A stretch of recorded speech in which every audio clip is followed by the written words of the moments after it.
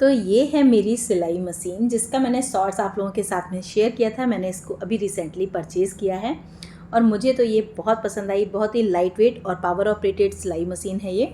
तो चलिए आज इसी के बारे में बात करते हैं और बताते हैं कि ये और सिलाई मशीन से बेटर क्यों है और हमें इसे क्यों लेना चाहिए। तो सबसे पहले ब्रांड की बात करते हैं। तो ये है उषा जनोमी की वंडर स्टिच प्लस और इसमें जो स्टिचेस हैं वो मिलते हैं 32 स्टिचेस हमको। और ये है इसका बैक साइड और बहुत ही खूबसूरत सी ये मशीन है, देखने में ही इतनी प्यारी सी लग रही है। तो बाकी के चलिए इसके फीचर्स के बारे में बात करते हैं, इसको किस तरह ऑपरेट करते हैं। ये है इसमें इसका स्पीड पैडल या स्पीड कंट्रोलर बोल सकते हैं इसको। और इसमें ये इस तरीके से यहाँ पर प्लग दिया हुआ है और यहाँ पर देखिए सॉकेट दिया हुआ है। तो प्लग इन करके जब हम पावर स्विच ऑन करेंगे तो हमारी सिलाई मशीन काम करने के लिए रेडी हो जाएगी। और पावर स्विच ऑन करते ही यहाँ पर इसमें एक छोटा सा बल्ब यहाँ पर ऑन हो जाता है, जिससे हमें रात में काम करना बहुत ही ईजी हो जाता है। यहाँ पर इसमें स्टिचेस दी हुई हैं और यहाँ पर दिए हुए हैं स्टिचेस सिलेक्टर। ऊपर साइड पे यहाँ पर ये बॉबिन फिल करने के लिए और दो यहाँ पर स्पूल पिन दिए हुए हैं। ये है व्हील यहाँ पर, जो कि नॉर्मल सिलाई मशीन में होता है उसी तरीके से यहाँ पर एक इसमें व्हील दिया हुआ है। तो हम इन और आउट कर सकते हैं और ये नॉर्मल सिलाई मशीन में जो व्हील होता है उसी तरीके से वर्क करता है। यहाँ पर है इसमें थ्रेड लीवर, जिसमें सिलाई करते टाइम हम अपना थ्रेड यहाँ पर हुक करेंगे। और ये यहाँ पर जो है ये डिटैचेबल पार्ट है। जब हम इसको अलग करते हैं तो यहाँ पूरा वॉविन केस का पूरा यहाँ पर सिस्टम है। और ये इसमें 3 सिलेक्टर दिए हुए हैं स्टिच लेंथ एंड विड्थ का। तो यहाँ से हम स्टिच सिलेक्ट करेंगे जो भी स्टिच हमें करनी है। एंड लेंथ के लिए हम यहाँ पर लेंथ वाले सिलेक्टर से लेंथ सिलेक्ट करेंगे। और जब भी हम कोई डिज़ाइनर स्टिच सिलेक्ट करेंगे तो अगर उसमें हमें विड्थ को चौड़ा या पतला छोटा करना है तो विड्थ वाले सिलेक्टर से हम उसकी विड्थ को सिलेक्ट करेंगे। तो इस तरीके से यहाँ पर ये सिलेक्टर दिए हुए हैं। और जब हम नीचे वाले पैटर्न को सिलेक्ट करेंगे तो जो इसमें ब्लैक मार्क दिया हुआ है तो उसको हम वहाँ पॉइंट पर रख के सिलेक्ट करेंगे। यहाँ पर दिए हैं ये स्पूल पिन, यहाँ पर हम अपनी रील को यहाँ पर फंसाएंगे। तो 2 स्पूल पिन हैं इसमें, आप किसी में भी यहाँ पर अपनी रील को हुक कर सकते हैं। और जिस वाले स्पूल पिन से काम नहीं करना है उसको आप प्रेस करके या डाउन नीचे ही रहने दे सकते हैं। ये यहाँ पर बॉबिन फिल करने के लिए है। तो चलिए बॉबिन कैसे फिल करना है वो बताते हैं। तो इसको हम इस तरह से बाहर की तरफ करेंगे और बॉबिन फंसा के फिर हम इसको अंदर की तरफ इसमें प्रेस कर देंगे। और यहाँ पर हम इसमें अपना थ्रेड फंसाएंगे और किसी भी स्पूल पिन में हम अपनी रील को यहाँ पर हुक कर देंगे और व्हील को हम बाहर की तरफ खींच लेंगे, जिससे कि हमारी नीडल जो है वो यहाँ पर वर्क नहीं करेगी, नीडल हमारी स्टॉप हो जाएगी। और अब हम सिर्फ अपना यहाँ पर बॉबिन फिल करने का काम करेंगे। तो स्पीड कंट्रोलर को हम जैसे ही प्रेस करेंगे तो हमारी बॉबिन यहाँ पर फिल होनी शुरू हो जाएगी। याद रखिएगा व्हील को हमें बाहर की तरफ प्रेस करके रखना है, जिससे हमारी नीडल नहीं चलेगी। और इस तरह इसको बाहर खींच के हम अपनी बॉबिन निकाल लेंगे। और चलिए बताते हैं आपको कि यहाँ पर थ्रेड हम इसमें कैसे फंसाते हैं। तो कोई भी स्पूल पिन जिसमें आपको रील रखनी है वो वाला आप निकाल के बाहर कर लीजिएगा। आप किसी भी स्पूल पिन में यहाँ पे रील फंसा सकते हैं। तो हमने एक पिन अपनी बाहर कर ली है और इसमें अपनी रील फंसा दी है। और यहाँ पर दिए हुए हैं एरो के मार्क, तो बस इन्हीं को फॉलो करते जाना है और इस तरीके से हम थ्रेड फंसाएंगे। और यहाँ पर ये यू टर्न दिया हुआ है, यू बना हुआ है, इसी से हम अपना थ्रेड ऊपर लाएंगे और दूसरे वाले लीवर में फंसा के और उसी सेम वे से हम अपने थ्रेड को वापस लेकर के जाएंगे। और इस तरीके से यहाँ पर देखिए धागा फंसाने के लिए भी निडल में यहाँ पर एक पिन दिया हुआ है।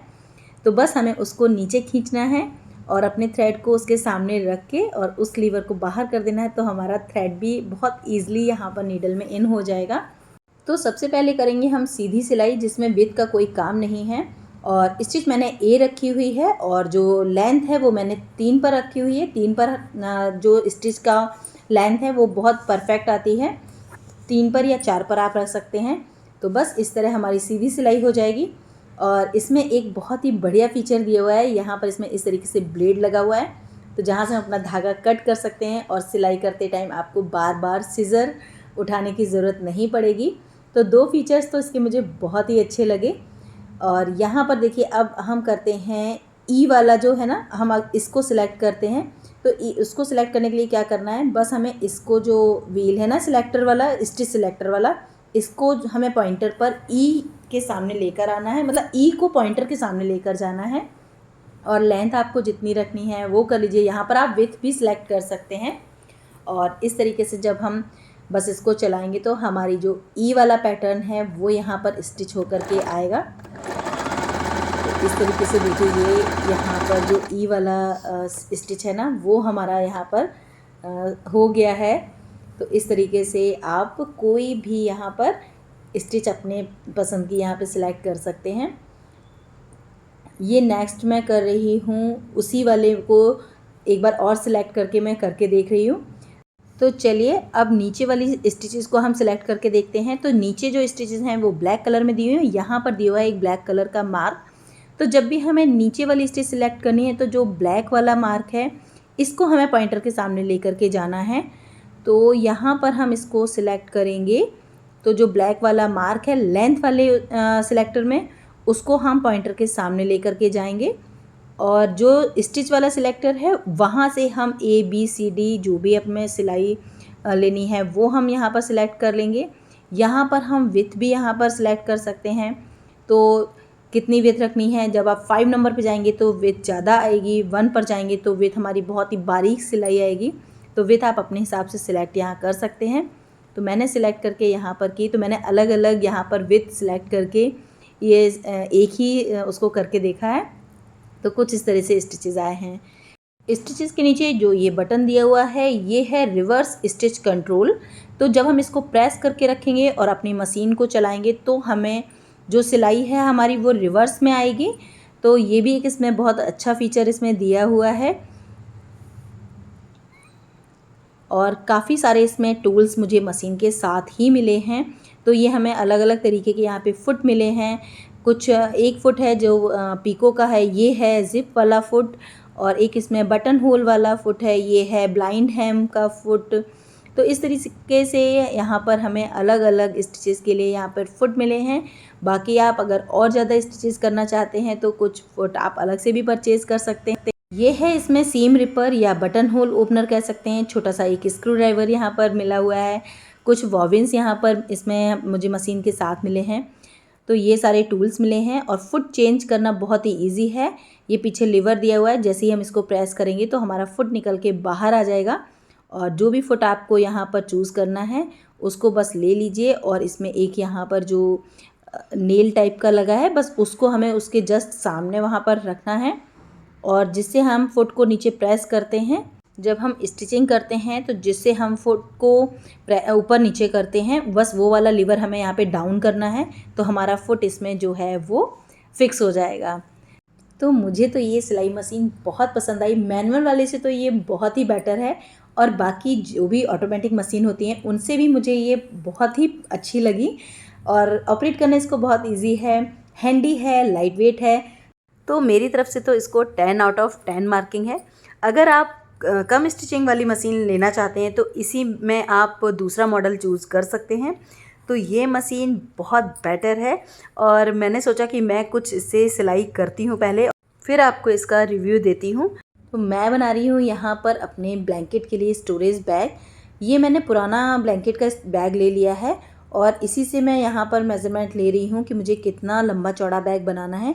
अगर आपके पास पुराना कोई आइडिया लेने के लिए पुराना बैग नहीं है तो आप ब्लैंकेट को फोल्ड करके रख लीजिए और फिर उसकी लंबाई चौड़ाई इंची टेप से मेज़र करके और उसके अकॉर्डिंग आप अपना ब्लैंकेट का स्टोरेज बैग बना सकते हैं।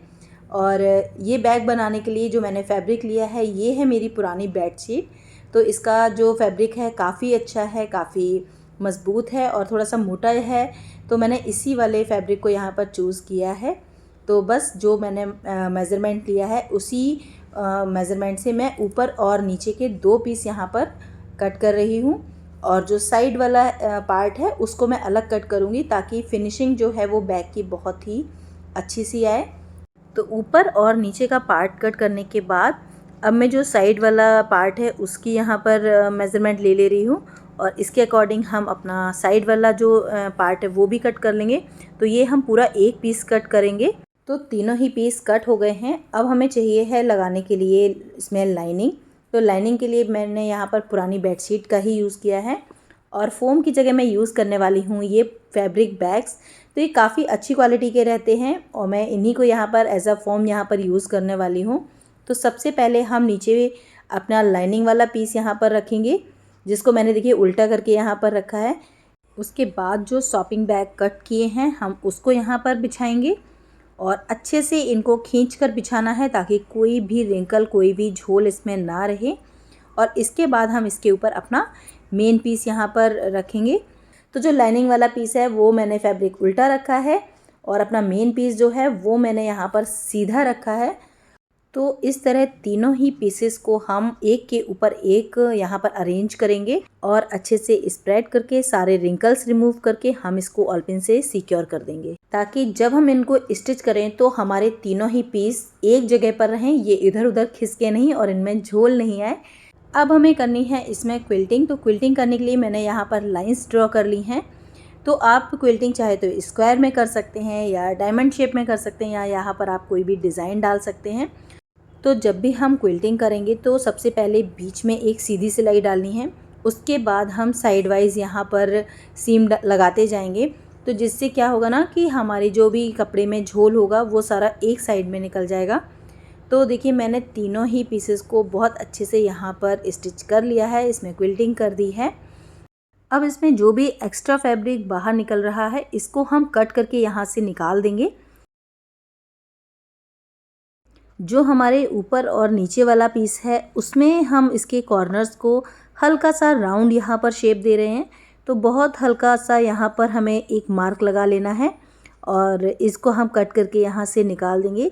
इससे क्या होगा, जब हम स्टिच करेंगे अपने पीसेस को जॉइन करेंगे तो बहुत ही अच्छी यहाँ पर फिनिशिंग आएगी। तो चारों ही कॉर्नर्स को इस तरीके से बहुत हल्का सा यहाँ पर हमें राउंड शेप दे देना है। तो चलिए अब इसको स्टिच करना शुरू करते हैं। तो मैंने इस तरीके से फैब्रिक को मोड़ के उसका मिडिल सेंटर पॉइंट जो होता है वो निकाल लिया है और लॉन्ग वाले पीस को मैंने यहाँ पर इस तरीके से पकड़ा। तो देखिए दोनों ही साइड हमारे जो उल्टे वाले हैं वो बाहर की तरफ हैं और सीधे वाले अंदर की तरफ हैं। और अब हम इनको यहाँ पर ज्वाइन कर लेते हैं।